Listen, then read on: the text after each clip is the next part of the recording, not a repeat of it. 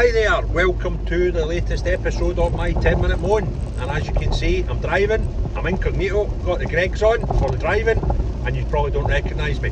But the election's happening. It's just been announced we're going to a general election for Westminster. Now, I think that is fantastic news because the SNP are on their arse and we have got a chance to absolutely bury them. Now, what I'll be doing, and I can't tell anybody how to vote, that's down to each individual, but what I'll be doing is tactically voting, and let me tell you why. I couldn't live with myself if I woke up in the morning and my constituency had went to the SNP and the people I voted for came third or second even. That would, well, if they came second, that's just the way it is, but if they came third, that would destroy me. So what I'll be doing is I'll be doing a lot of research for every constituency in Scotland and putting out information as to how I would vote if I lived in any constituency in Scotland. Now the reason for that is very simple. People that have been listening to my podcast for a while will fully understand where I'm going with this.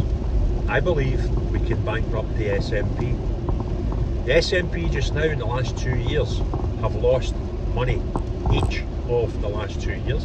They don't have any money. It will cost them approximately £1 to £1.5 million to fight an election. Then once the election's finished, they have two income streams that will be affected if they get a poor result. The first thing is their ministerial levy. That's the money that they take off each MP and MSP as a donation straight out of wages. We have their MPs, we have that. The other thing we can do is we can affect their short money. That's money they get from Westminster, from the government in Westminster to run their party in opposition. Okay? So that was currently sitting at 1.2 million. This business does not have any money. This party does not have any money. The election itself could financially cripple them, although they'll go out with the begging bowl now to try and raise money for it. But if we, as a Scottish people, can ruin their Westminster seats, we will have a massive negative onto their income and in turn the bottom line of their business. The bottom line of their business loses money, they're bankrupt. This is only step one. That'll make a big difference. If it doesn't sink them, then the clever bit comes in. We know that they will have to fight a Scottish election in the next 2 years, next 18 months to 2 years. However, that could be called earlier if they get votes of no confidence. Look at them in a minority government just now, so you know that could happen. But if the worst case happens for me and they got 2 years of Tory government, they've got to then have another election. More campaign money, more £1 million, more seven figures, and guess what? We do the same, we repeat for the Holyrood election, then their income from that drops as well because they take the ministerial levy off their MSPs as well. Now, I thought since I started talking about tactically voting in Westminster that a good outcome would be getting them down to about 25 seats. Latest polls show I might be wrong. It could be worse than that. Some are suggesting they could be down below 20. Some are suggesting about 15. That would be a tremendous effort for the Scottish electorate if we can do that. But the best chance we've got of doing it is tactically vote, because unionists have got too many parties to vote for. And a lot of people are saying, oh, you should vote Reform, you should vote for this, you should vote for that. I can't see it.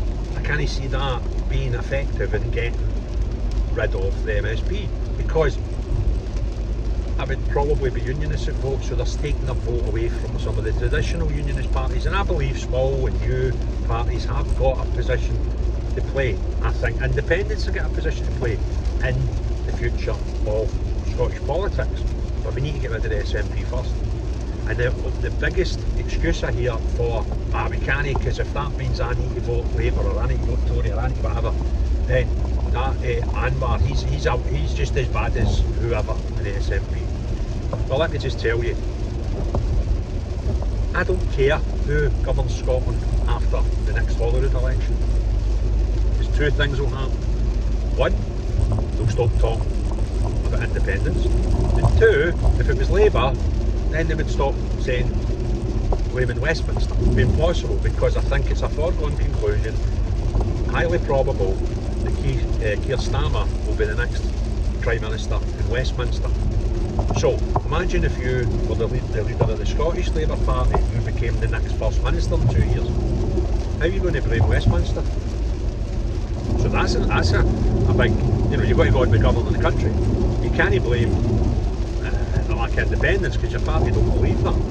So you just need to go on and govern the country. And this country, Scotland, is a far nicer place than it is right now, and it should be. Because for the last 17 years we've had a party who don't want to run with the book of rules we've got called devolution. They don't want to do anything other than blame Tories, blame Westminster, do all that nonsense. So I don't care who gets in next, as long as it's not the SNP. And we can do a big massive dent. Same when we go to Westminster, I'm fed up listening to this Stephen Flynn and all these idiots down there talking absolute nonsense in Westminster. Honestly, just get shot at them and let's bankrupt the SNP, right? Let's do it. And some people have asked me through the last few months, would you stand for election? Well, no, I won't be standing for election. I've been asked by about 4 parties if I'd consider standing for election for them, and it's not for me, right? If I was to stand ever for election, it would be as an independent. But, and there are 2 reasons I wouldn't stand at Westminster. One, I've worked in London before. Don't fancy doing that again, to be perfectly honest with you. And 2, even if I stood for election and took 1 vote, I'm not going to, it's been possible for me as an independent to take an SNP seat off an SNP. So it wouldn't happen. I wouldn't win a constituency election for Westminster. And anybody that voted for me would be a 1 vote less for the people that I believe they should be voting, and that is either Labour, Tory or Lib Dem, depending on what constitution you're in. So it's not for me, but we've got a great opportunity here to make a right good inroads, and actually consider this, getting rid of the SNP forever. It is possible. But it's only possible if we do 2 things. If we tactically vote and actually vote. We need to get up, we need to get, and it's no unionists, by the way, and it's not just nationalists, it's everybody that actually despise the SNP now. Well, let's get rid of them.